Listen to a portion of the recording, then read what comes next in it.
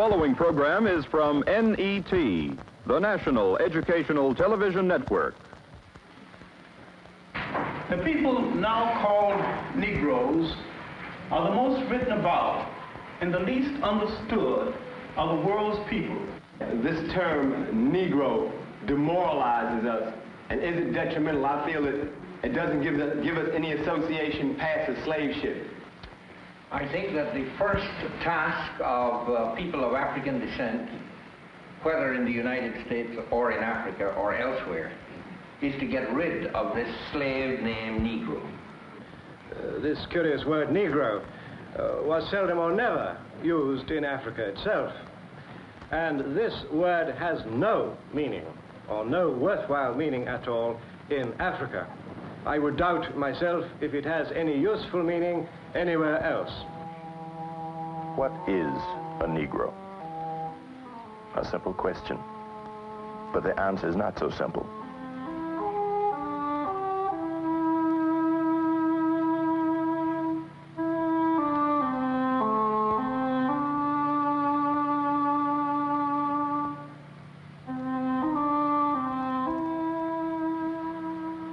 My name is Ossie Davis.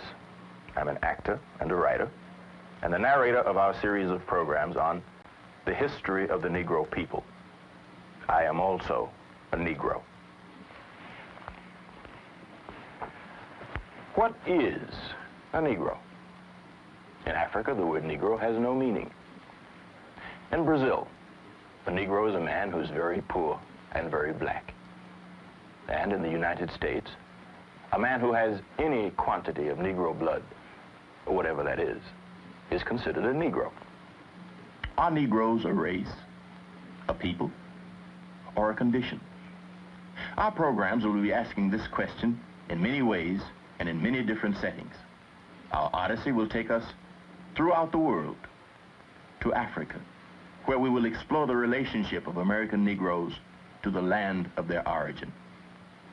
To Brazil, where we will ask, is Brazil a racial paradise? And throughout the United States. Our aim in this series is both a modest and an ambitious one. We will be asking many questions and perhaps answer only a few. For there is a vast ignorance of Negro history among whites and Negroes, and the job of filling this vacuum is massive. Do Negroes have a heritage and a tradition like the Greeks, the French, the Anglo-Saxons? Or are we something less, as others have portrayed us?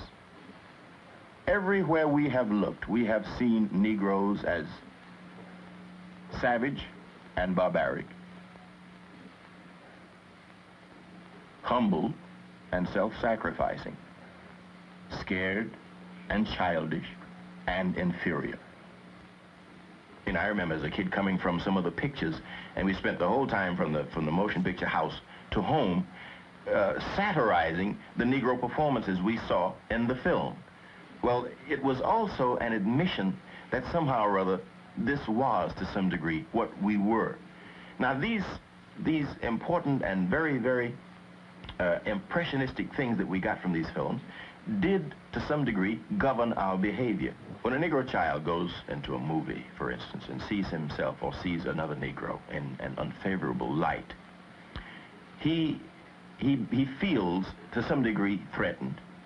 He feels uncomfortable, and a great deal of his laughing at that situation will be the kind of laughter that protects him. It's a nervous attack against him, his self, the way he looks at himself, the esteem with which he holds himself, and how he will rate with his fellows in the streets. You know, it's seeing something happen to you that you can't control, which leaves a scar, which leaves you feeling inadequate. You know, you don't feel loved. You're ashamed to look at yourself, ashamed to go home, ashamed to talk to the boys next door, ashamed even to ask these questions of your parents, although sometimes you do. It's a horrible situation, and sometimes we never get over that. As a Negro, I have honestly tried to believe that I was somebody, and I've always fought during my life to keep that feeling that I did have some value. And I say value knowing what that word means.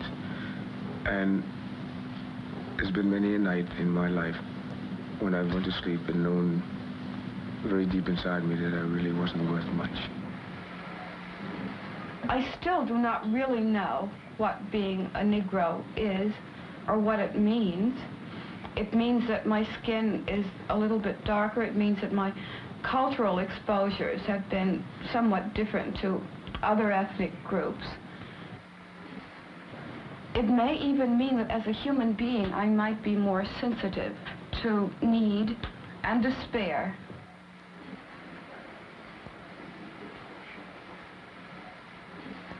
Oh, yes, you know, that wish I was white kind of thing, when you begin to sort of get the feeling of difference, like maybe you're dirty, something's wrong. But there was that feeling, you know, so early you can't even remember where it started. I'm not over it yet. It's part of my American heritage. We were told we were a people without a past and without a future.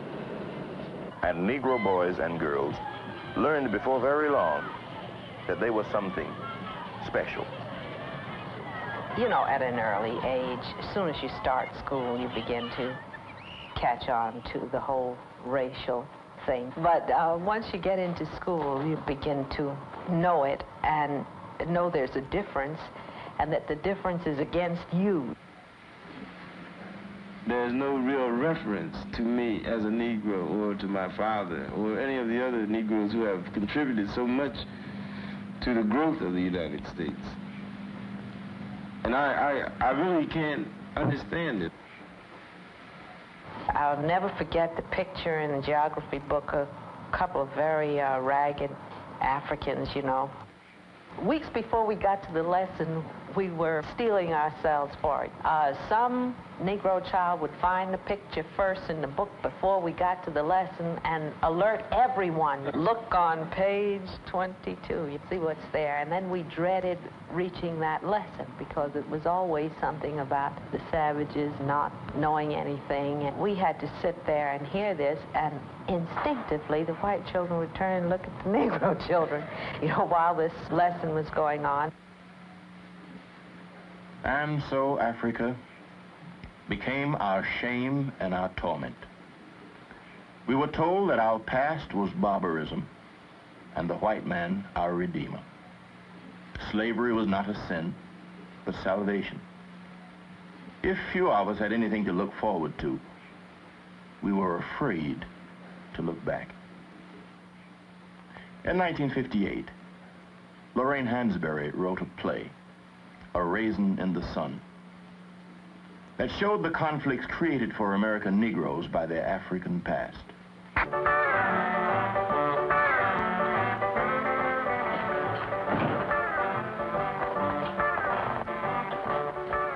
Well, what have we got on tonight? You are now looking at what a well-dressed Nigerian woman would wear. Isn't that beautiful?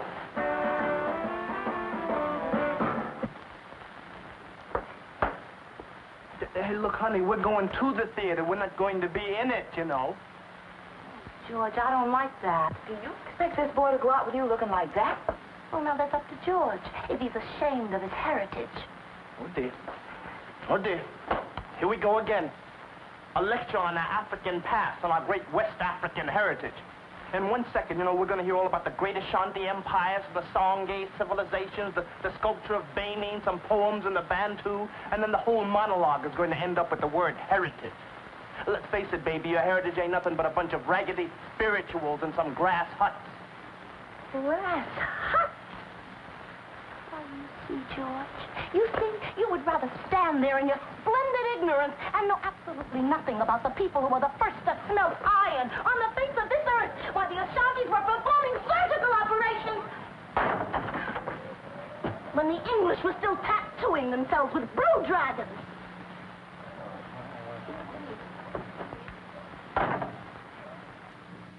At the Heritage Program of How You Act, a federally sponsored effort to develop better opportunities for Harlem's Negro youth, a new version of African history is being taught. Robert Moore is a visiting lecturer. Mr. Moore, do you think that the so-called Negro would dignify his identity by associating himself with his ancestral background from Africa? After some 300 or 400 years of transplantation from Africa into America, it is obvious that we are not Africans anymore. We are Afro-Americans, Americans of African ancestry. And that connects us, basically, with our original heritage and culture. The accomplishments of Africa before and after... Director of the program is John Henrik Clark. This accomplishment is generally glossed over or neglected in human history. A lot of this, the misconception of Africa and the distortion of African history is involved in a word that is relatively new, the word Negro, a kind of nickname that grew out of European laziness, the inability or the lack of a desire to give Africans their proper identity. In the period when the Europeans had to justify the exploitation of Africa and the demeaning of a whole people, they systematically started the effort to read the African out of human history. A great deal of our ignorance of African history sits upon the old conservative racial discrimination and prejudice which we have had in Europe. Basil Davidson is a British writer and historian on Africa. United States. It still sits upon the belief, perfectly unscientific, quite unbased in any scholarly discipline, that the Africans, that is to say, if you like, the Negroes, are people of some sort of inferiority to others and therefore have not been able to develop in the same way. Now, you know the great myth of the colonial era. The great myth took the shape of saying that the Africans, the Negroes, are children, and because they are children, it said, failing to develop, we, the Europeans, you, the Americans, must go in there and show them the way they should go, civilize them, introduce them to the blessings of orderly life. One of the misunderstandings, you see, about Africa is the apparently primitive material nature of their civilization. You look at these people living in these villages and you wonder, what is their past? Do they have a past? What lies behind it all? They have nothing but a few straw buildings, nothing but a few cattle. It seems quite inconsiderable. The Dinka, for example, have no stone in their country. They have almost no metal. Half their country is underwater half the year.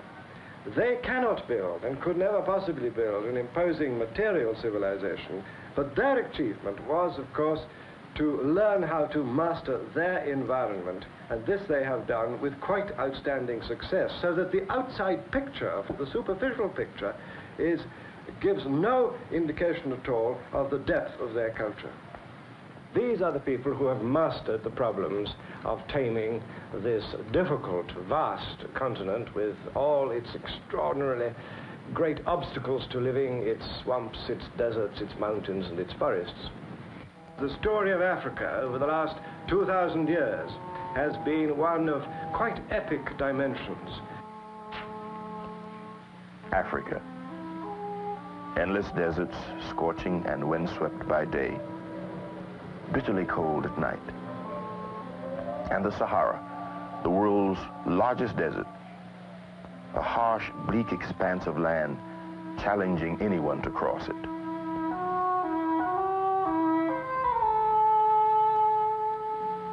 Snow-capped mountains near the equator, gigantic waterfalls.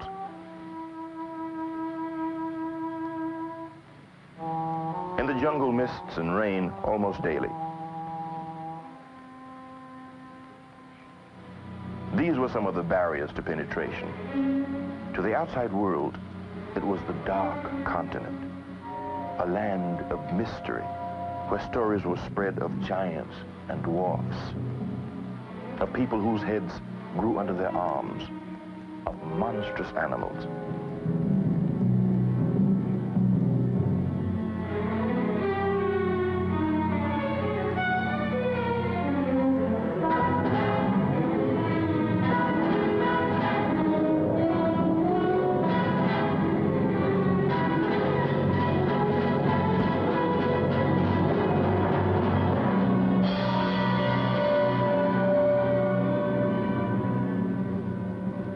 It is here, in this forbidding other world, that what may be the remains of the first man were discovered. In 1959, in Tanganyika, a scientific expedition had been digging for weeks in the sun-baked earth, looking for traces of the earliest man. Then, in July, Dr. Louis Leakey and his team found what he called Zinjanthropus, nicknamed the Nutcracker Man because of the strength of his jaws. He was about 600,000 years old, and maybe the creature that makes Africa the real cradle of mankind.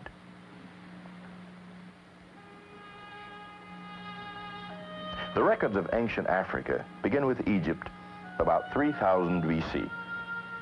Its spectacular achievements of the monumental pyramid and brooding sphinx have always been credited to Asia and the Mediterranean. But there is growing evidence that Egypt owes more than originally thought to the land to the south, Kush, the land of the Negroes. About 700 BC, Kushite kings conquer Egypt and become the 25th dynasty. Little is known today about the land of Kush, but in the ancient world, it was highly respected.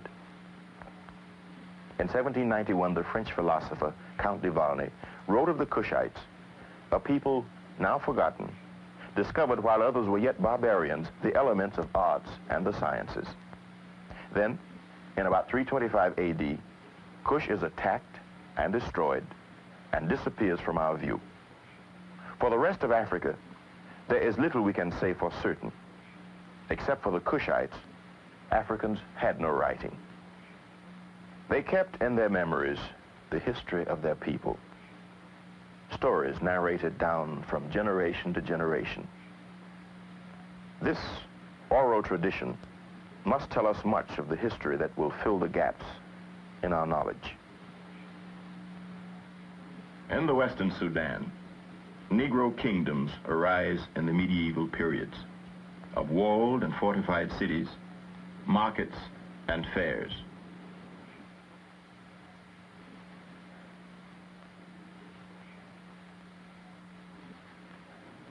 Ghana is the earliest of these civilizations, going back to 300 AD. In the 8th century, an Arab writer tells us that the Arabs sent an expedition to this pagan land of gold. African markets, the main source of gold before the discovery of America. Then, about 1067, Arabs from the north, fired by their new faith, storm into the Western Sudan.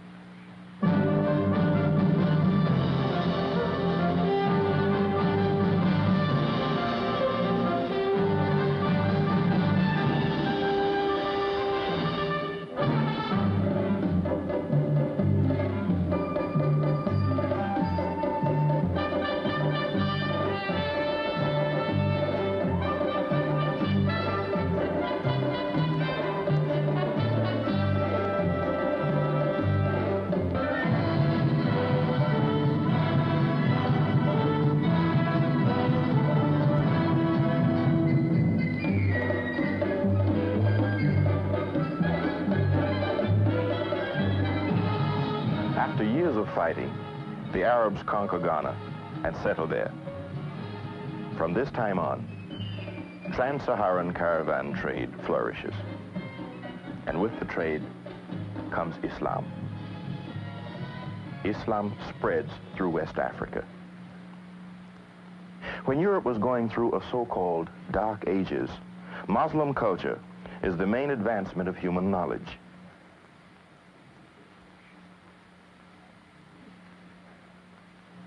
most important of all, a written language comes to the Western Sudan. Almost all that we know about these kingdoms was preserved for us by Arab and Negro scholars of that time.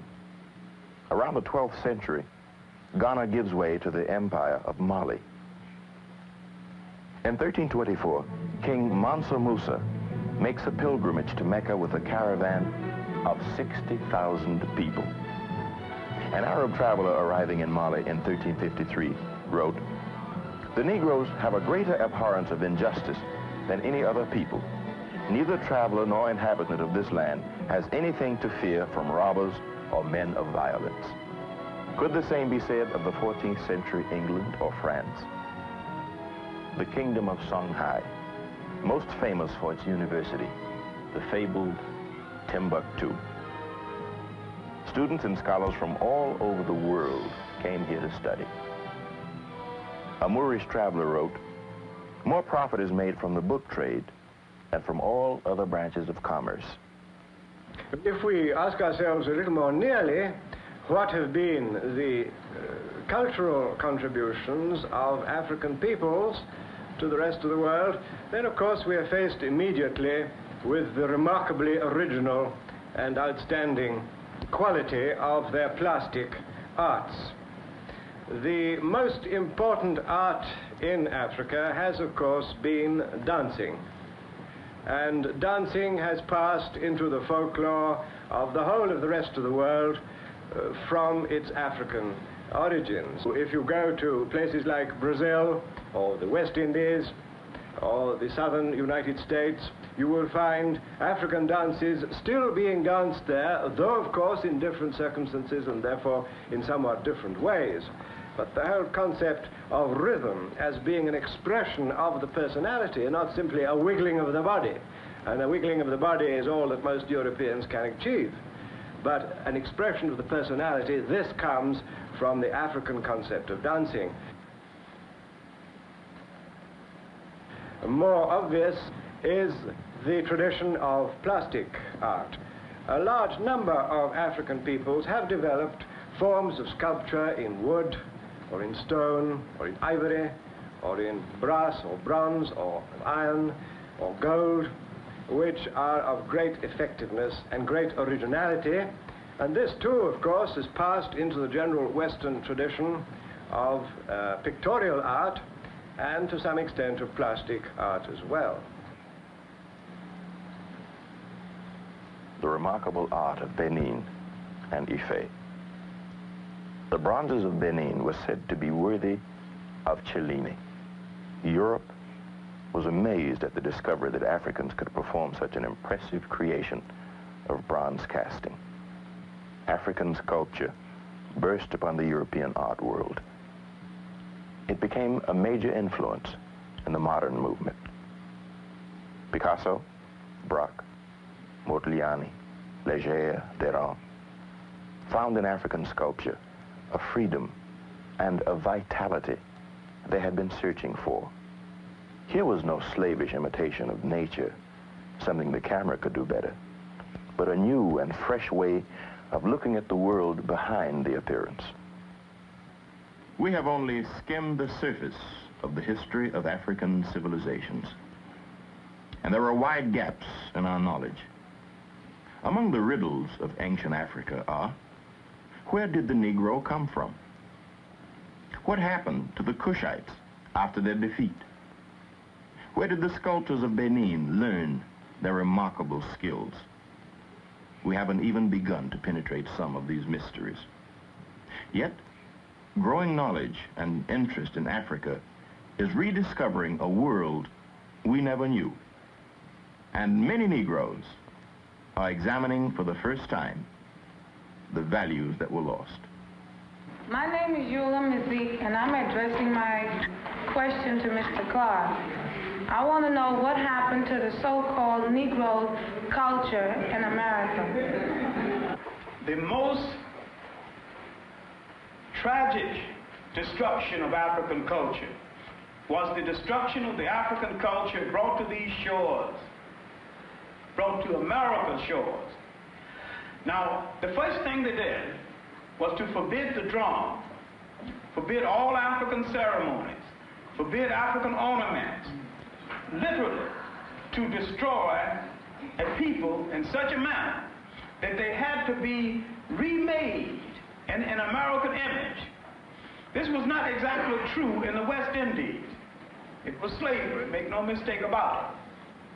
But because it was owned in Ireland, many of the Africans could communicate with each other and maintain some of the African culture, while in the United States it was impossible, because as they arrived, mother, brother, sister were split up and they went in opposite directions. Then they were resold. They might have been resold within a matter of days after they were sold the last time. So it was difficult for relatives to keep track of each other, and it was difficult for a continuity to be maintained in African culture. This was the beginning of the fragmenting of our family in this country. It was also the beginning of the demeaning and the negation of the masculinity of the black male in America. This demeaning of our culture and this reading us out of the commentary of human history has left deep psychological scars. What we are trying to do now is a massive job of rebuilding the inside, the spirits, the hopes, the history, the culture of a people. We're trying to restore those values that have been taken away. And we're trying to get across to black youth that they have a part to play in the making of a new world. They have the imagination, they have the energy. You must first restore that part of yourself that has been negated by oppression. It is as essential to you as bread and water. It is part of the food that must feed your spirit and the world of tomorrow. And it is part of what you will have to transfer to your children.